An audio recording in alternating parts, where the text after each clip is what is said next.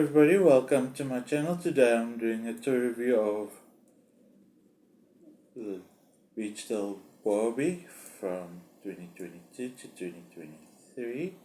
As you can see, you can move her arms, and she comes with this beautiful swimsuit on, and she has this beautiful brown hair. And also, that's what she looks like from the back, and her head can move, and also the legs, you can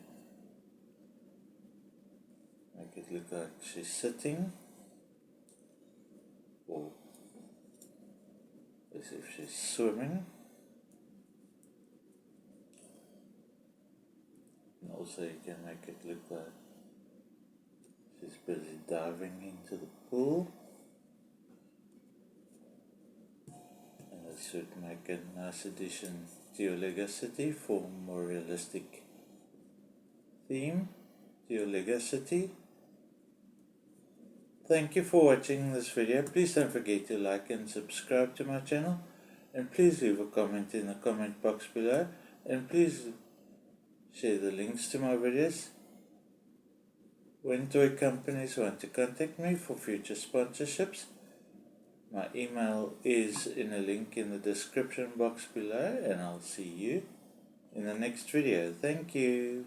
Bye.